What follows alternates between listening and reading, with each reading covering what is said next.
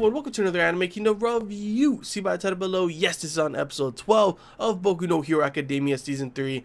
And I gotta say, man, this episode, even though it did not have the crazy intense action that we had in last week's episode, all that drama, all that craziness between All Might and One for All, even though we didn't have all that, it did not matter because I still really enjoyed this episode a lot more than I thought I would, honestly. I thought this episode would be a lot more of just like, kind of the after effects, the aftermath of everything that has happened. And yes, that is interesting, but it doesn't come to the same emotional kind of feelings and factor that we had gotten in last week's episode.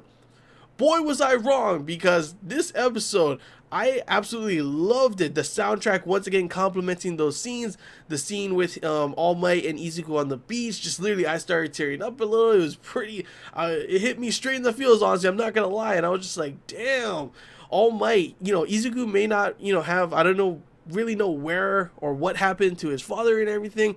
But Dad Might came in and full on, after scolding him and punching him once in the face as well, you have this very beautiful moment of him holding him, saying he's going to be there now. He admits that he hasn't been there for Izuku as much as he should have been. He says he's going to raise him and everything. It was just such an emotional scene. And when Izuku, of course, breaks down and cries, and then All Might breaks down and cries after saying, you promised you wouldn't be a crybaby anymore, and he starts crying, that's when the floodgates just start going. And it was just, honestly, such an emotional scene. And then you think, there's no way anything can get any more emotional than that scene. But then we get the moment with him, All Might, coming to Izuku and his mom's house, and all of a sudden, I gotta say, I love Izuku's mom in this scene, because let's be real, let's be honest. A lot of times in shonen anime, it's either there's no parents, or the parents will usually just be okay with all of this kind of stuff happening for them.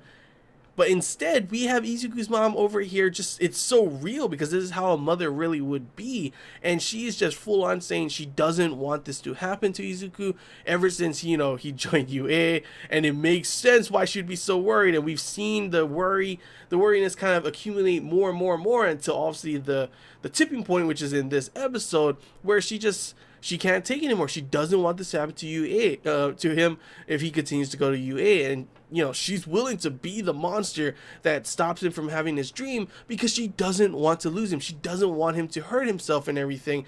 And I just love how real that is, and how she's able to kind of say this kind of stuff up in front of All Might. Everyone is pretty much, they love All Might. And you even see that cute moment when Izuku and All Might was like, well, not All Might, Izuku and his mom was like walking in, and they're like, oh my gosh, All Might's in our home, kind of thing, And after seeing that part, you think she wouldn't be able to stand up and speak for herself in, in this way in front of All Might. But she does it, even with, Izuku standing up and, obviously in distress. He wants to go. He doesn't want to not be able to go to UA and everything, but that's not changing her mind. All Might's not changing her mind, at all either. And it's such an emotional scene. I was like, holy crap. And then after, you have this moment, Izuku coming in, talking about the letter with, for that Koda had gave him, and it made him be, want still and continue want to be a hero, and it doesn't have to be a UA. And after seeing that, of course, that passion and everything, you see All Might goes down on his knees and starts just literally saying that, he's been, like I said before, he was wrong for not being there as much as he should have for him and everything. And also proclaiming that he will literally sacrifice himself, sacrifice his life for Izuku, because he believes Izuku to be his successor, to be the one to be a symbol of peace and everything. And he believes in Izuku and all that stuff. And then, of course, the mom once again proves but just proves once again that she is like the best mom. And even though it hurts her so much to have to let Izuku go and everything, and have to worry about all the things that are going on with him in his life, she knows this, that there's this dream. And after seeing All Might, the person who literally made his dream, he is his dream pretty much, to become just like him, saying that he would sacrifice himself. She of course says, no, don't. She wants him to, she will let Izuku go as long as he promises not to sacrifice himself, but instead to stay there with Izuku, raise him, and make him stronger and everything. And it was such a beautiful moment that you can definitely see, like, these could have been both of them could have been his parents, obviously, not just obviously Izuku's mom, but All Might is like really is a dad to Izuku in this episode. And I honestly love it so much because before this point, he was just kind of more of a hero, a symbol, a mentor, a teacher. But instead, in this episode, it really felt like it was father and son, honestly. And it was honestly beautiful moments in this episode that created just this atmosphere that, like, I was like, holy crap, man. Sure, like I said before, it didn't have the intense, dramatic, crazy action of the last week's episode, but the emotional factor, the feel strain definitely hit in this episode. I absolutely loved both the beach scene and this scene as well to end everything for this arc. Yes, next week's episode, next week's arc, they are going to, of course, be in the dorm, and it doesn't look as exciting, but that's usually how it is for every, beginning of every arc. It's kind of like everything hit the fan, all the shit hit the fan already, so it's now time to kind of relax a little and kind of delve down, and it's going to be them just saying like who has the best room. It's kind of, they are kids, they literally are just kids, they're not adults yet, so it makes sense to have these moments where they're kind of having fun and everything and seeing these kind of interactions instead of just crazy shit all the time. Yes, I love all that action, yes, I love all that emotional drama and craziness, but it's good to see some of these moments where they can kind of relax and just see the friendships grow and the characters develop more instead of just in straight up action, So I'm okay with how things are going to go for at least a couple episodes. I don't want it to all be just like, hey, who's got the best dorm kind of thing. It just doesn't even feel like that would really connect anywhere towards the storyline, but I'm okay with it for at least being the next episode. And even though it won't be as crazy or emotional as this one, it should still be enjoyable, hopefully, at least, but yeah, I kind of got ahead of myself. There were other things that happened in this episode that I am excited and interested in seeing what's going to happen. Obviously, the police force was shown, and everything that has happened, everything, it seems like they start to discuss it, and it seems like they're going to mobilize. We haven't really seen the police force really been, they kind of are just like a assistant to the heroes. Obviously, it's all about the heroes, but now that the symbol of peace is gone, now that All Might is gone, villains are probably going to be coming up more and more and more. The League of Villains is still out there as well, so now it looks like the police force is going to be taking more of an active role, which should be interesting because I'm wondering how that's going to be, because we haven't really seen them be anything but assisting the heroes. So maybe there will be some conflict I can see happening between them and the heroes, like thinking that the heroes haven't been doing what they should be doing, and then the heroes thinking that the police force should go back in line kind of thing. I'm not too sure, but I could definitely see some of that kind of stuff happening, and it should be pretty interesting to see now that it looks like the police force is going to be much more of an important factor, I would say. I'm not too sure if that's really how it's going to be, if they're even going to be significant, but I can't see them showing this scene if it's not going to be something shown later on in future episodes of them having a bigger impact kind of thing, and maybe even, like I said, having some conflict with the heroes over how they should, work towards getting these villains and everything. They also had some more information on, Shigaraki with, them talking about Shimura. That's one of the things I kind of was disappointed, that I want to learn and see more flashbacks and more information on All Might when he was younger, and of course Shimura. That's probably something that's just going to be accumulating from here on out. We see some here some there, and that's probably how it's going to be. But it was unfortunate because I did want to learn more about Shimura, but it was interesting to hear that the whole thing of this, why they didn't know about Shigaraki and everything, is that Shimura had left her son in a foster care when her husband had died, because she didn't want him to be anywhere near heroes and everything, and the life of a hero and all that kind of stuff, which makes sense. I can understand that from a parent's point of view.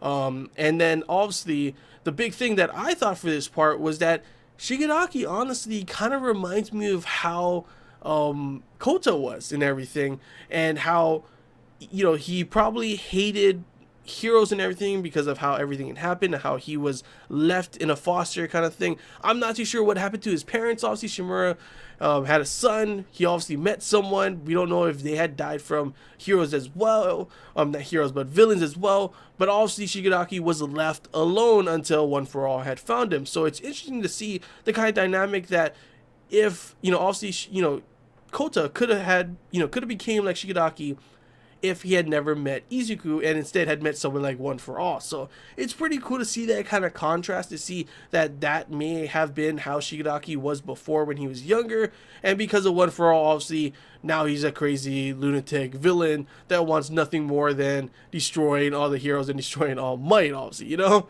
And it's pretty cool to see in this episode as well how the teachers, both, you know, All Might and One For All, have their different methods and different views on how to teach their students and how to have their students evolve and mature more, as we had seen at the very end with One For All. Yes, he is in prison, but it doesn't look like his plans have stopped yet. It seems like maybe this was all planned. They even talk about this before as well, that that's a possibility.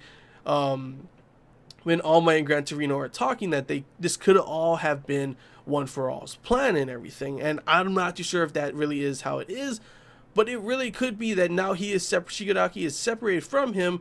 Things might be a lot more interesting now that he knows. Of course, he is more mature. He knows, you know, that he can recruit more villains and everything. And now with All Might weakened, and now that his retirement and his showing of him weakened is shown to the world, Shigaraki may be taking us, you know, more steps into becoming what One For All really wants him to become.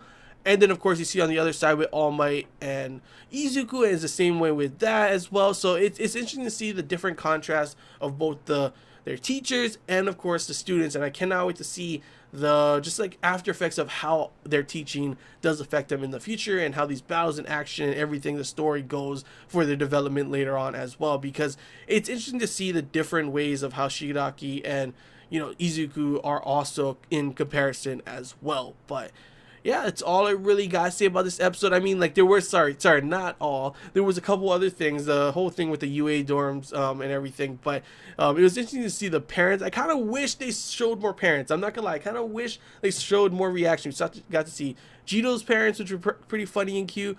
We got to see Bakugo's parents, which is actually complete hilarious to see how his dad was and how his mom was and everything. And then, of course, the big thing that I had seen in last week's episode was Bakugo kind of seeing Izuku when he was crying, and it looked like he might start to kind of, you know, get some things and start to think what is going on between him and All Might, and start to figure things out with that. And obviously you saw when he asked All Might, even when All Might said, you know, what the reasons were and what Izuku is to him and everything, he knows that All Might just doesn't want to say it to him, and it's slowly probably going to accumulate to a point where I'm not too sure if All Might's going to tell him. It's probably going to be Izuku who's going to tell him, but obviously Bakugo is starting to figure things out between the connection of the two, and how, you know, Izuku had, you know, gotten his powers out of nowhere, and his obviously connection and everything with All Might kind of, it's obviously suspicious, and it's interesting to see that one of the characters is actually starting to see that, and out of all people, it's Bakugo. So it should definitely be interesting to see how those things roll out in the future episodes as well, with the character developments between those two. But yeah, that's all I really gotta say, guys. Like I said, didn't have the crazy, intense, dramatic action of last week's episode, but the emotional factor, the feels train, definitely hit in this episode, and I definitely did enjoy it. Cannot wait to see how this next arc will go and everything, and what's gonna be happening now that they are going to be dorming at the school and everything. But yeah, that's all I really gotta say, guys. Hope you enjoyed this Anime Kingdom review. If you have any questions, feel free to comment below. If there's anything I missed and you want to talk about, comment below as well. And if you did enjoy, don't forget to like. If you haven't already, feel free to subscribe for more content. And as always, guys, I want to hear your guys' thoughts. How do you feel about this episode? Anime watchers only, did you enjoy like I did? Did you not? Good, bad? Whatever you guys want to talk about, feel free to comment below. And source material readers, how do you feel about this episode? Was it adapted well from the manga and everything? And just feel free to put whatever good, bad you guys want to talk about, also without spoilers. Like I always say, if you want to do that, do the whole skip 4 lines thing. So if someone clicks read more, that's their choice. But yeah, that's all I gotta say, guys. So to next week, see ya.